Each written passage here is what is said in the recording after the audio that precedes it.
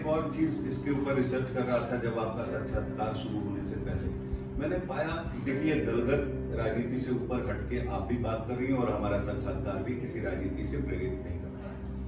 तो हमने ये पाया कि श्रावस्ती, जैसे कि आपने भी बताया, बहुत पिछड़ा जिला रहा, क्षेत्र रहा उत्तर प्रदेश के अंदर। सब कुछ होने के बाद भी वहाँ कुछ भी नहीं है, ये कुरीतियाँ पनप रही हैं।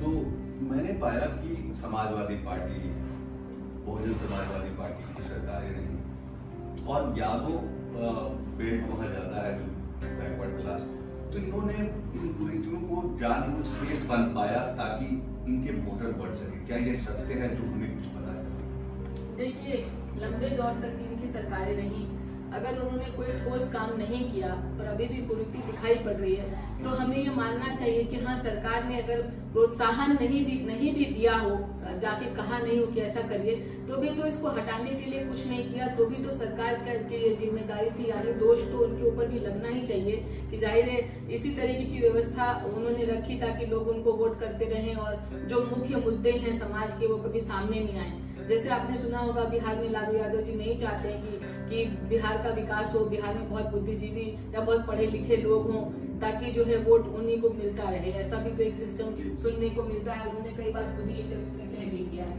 तो मेरा ये कहना है कि अगर सरकारों ने कुछ ठोस काम नहीं किया तो जाहिर है वो चाहते रहे होंगे कि व्यवस्था ऐसी की ऐसी बनी रहे, और ये तो पूरे उत्तर प्रदेश में होता रहा है। लेकिन मुझे दुख है कि श्रावस्ती बहुत अधिक पिछड़ा है और जिन्हें देश भर में पिछड़े जिलों में उसका नाम आता है, लेकिन वो बहुत ही खूबसूरत शांत भगवान बुद्ध की स्थली सीता द्वार है वहाँ पर, और देवी पाटन का बहुत मशहूर माता रानी का मंदिर है वहाँ पर, और बहुत कुछ है, जंगल है, अंगुलीमाल डाकू की गुफा है, बहुत ही खूबसूरत है। और सबसे बड़ी बात है कि देश में जहाँ सबसे बड़ा राम मंदिर बन रहा है उस अयोध्या से बहुत सटा हुआ है। यानी रोजगार के लिए भी श्रावस्ती को तरसना नहीं चाहिए।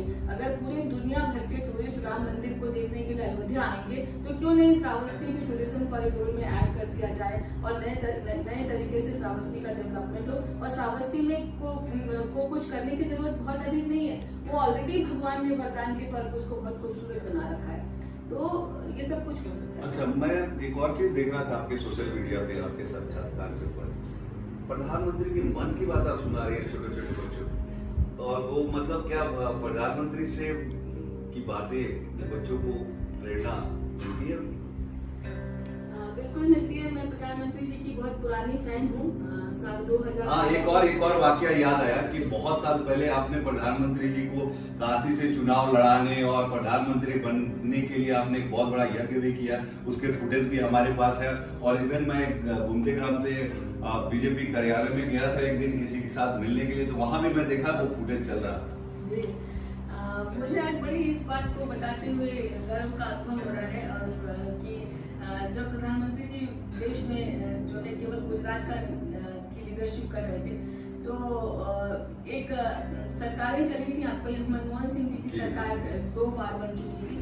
तो हम मेरा परिवार राष्ट्रीय स्वयंसेवक संघ से जुड़ा है।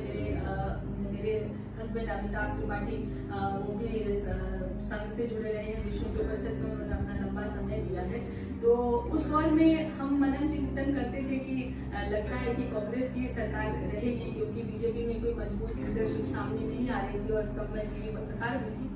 तो उस दौरान मेरे मन में आया कि क्यों नहीं कहीं से ऐसी बात हो कि एक बहुत मजबूत व्यक्ति कहीं से सामने आए और वो भारतीय जनता पार्टी की कमान संभाले, कहीं तीसरी बार यूपीए की गवर्नमेंट न बन जाए। तो एक सन्यासी महाराज मुझे मिले और उन्होंने कहा कि आप महिला हैं और आपको मैं जो है यजमान बनाना चाहता हूँ, और हम दोनों ने मिलकर एक कार्यक्रम तय किया और काशी के 80 घाट पर जो है मैं बनारस यूनिवर्सिटी से पढ़ी थी तो मेरे काफी संपर्क थे वहाँ पर। मैंने सारे साधु सन्यासियों को इकट्ठा किया और महाराज जी ने भी जो है लोगों को इकट्ठा किया और हम लोगों ने कुछ पैसे इकट्ठा किए और एक पराशक्ति महायज्ञ का आयोजन साल 2012 दिसंबर में हुआ जिसकी मैं यजमान बनी। मुझे बड़ी खुशी है और हमें ये डर भी था कि कहीं यज्ञ को करने में कोई चूक हो जाए, तो कहीं सुना है कि यज्ञ उल्टा भी पड़ जाता है।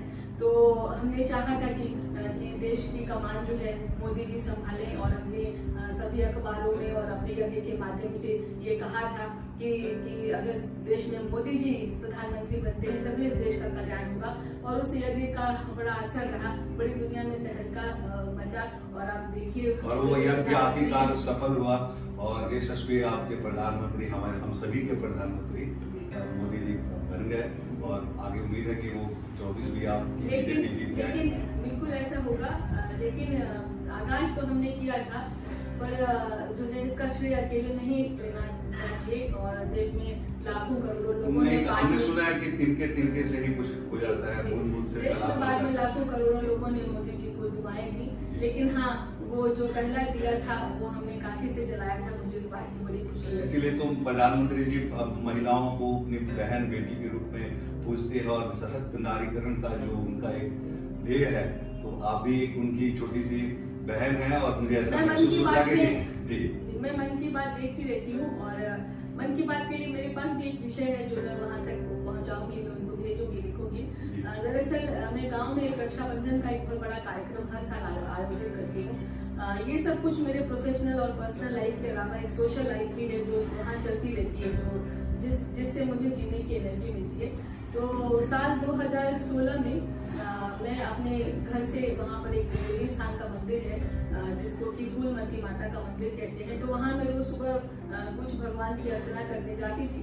तो छुट्टियों में मैं वहाँ थी, और एक महिला मुझे अपनी झोपड़ी से आवाज देती थी।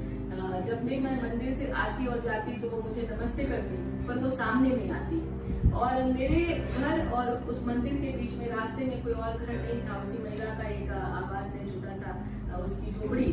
तो जब भी मेरा उनसे परिचय नहीं था, क्योंकि वो घर से भी करीब 1/2 किलोमीटर दूर है, तो लौटने लगी मंदिर से, तो फिर उस दिन मैंने उनकी आवाज सुनी, बहन जी नमस्ते। तो मैंने सोचा आज मैं देख ही लूं कि इसके अंदर कौन सी महिला है जो मुझे छुप कर नमस्ते करती है, और छुपती क्यों है। तो जब मैं अंदर गई तो मैंने देखा कि एक बूढ़ी माता थी, और 2-3 छोटे बच्चे खेल रहे थे, बहुत छोटे बच्चे।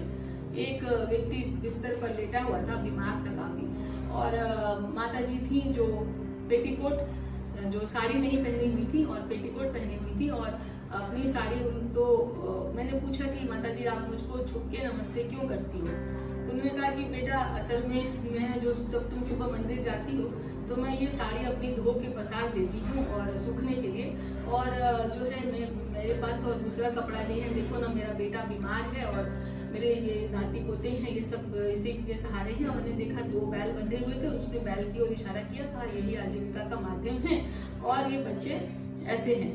मुझे बहुत दुख हुआ, मैंने सोचा कि हे भगवान, क्या इस आज के दौर में, ज़्यादा पुरानी बात नहीं है, 2016 की बात है, तो मुझे लगा कि हे भगवान, क्या इस दौर में भी ये मुमकिन है कि किसी के पास एक ही साड़ी हो और वो भी धोए और सुखाए और तब तक जो है नंगे बदन बैठा रहे। तो मुझे बड़ी गिलानी हुई, मैं घर आई, और उस दिन मेरे हस्बैंड भी मेरे साथ थे। उन्होंने आते ही मुझसे कहा कि उन माता को कितनी जल्दी तुम साड़ी भेज दो। तो मैंने उनको अपनी साड़ी उस वक्त जो घर में मौजूद थी वही साड़ी भेज दी, क्योंकि मतलब सुबह का समय था। तो जब मैंने उनको साड़ी भेजी तो उन्होंने मेरे नौकर से, मेरे स्टाफ से वो साड़ी मुझे वापस भेज दी, ये कहते हुए कि जो है मैं ये साड़ी नहीं पहनती, मैं तो सूती साड़ी पहनती हूँ।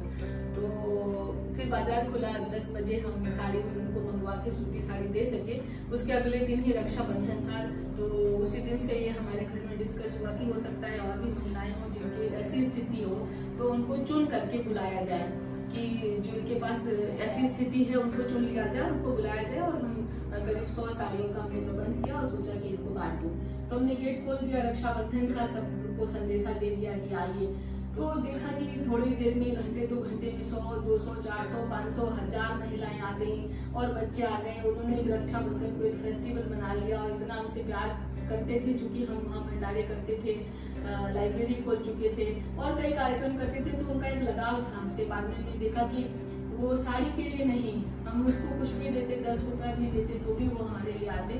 फिर वो संख्या जो है साड़ी बदलती चली गई और एक लंबा सिलसिला चला। फिर उसके अगले साल 1000 की संख्या 2000 हो गई, 3000 हो गई। फिर हम हर साल रक्षाबंधन मनाते हैं, और हमारा उद्देश्य ये होता है कि हम जो भी अपने जीवन में जो भी कुछ कमाते हैं या कर सकते हैं समाज में, तो मैं उसका एक हिस्सा जो है रक्षाबंधन पर खर्च करना चाहती हूँ। इसके अलावा मैंने ये देखा कि गांव में जरूरत ही एक बात नहीं होती कि आपकी साड़ी या आपका कोई उपहार लेने रक्षाबंधन पर आता है। ऐसे हजारों लोग होते हैं, ऐसे हजारों माताएं होती हैं जो दुआएं देने, आशीर्वाद देने आती हैं और रक्षा सूत्र में बनने के बाद उनको लगता है कि हमारा उनका नाता है।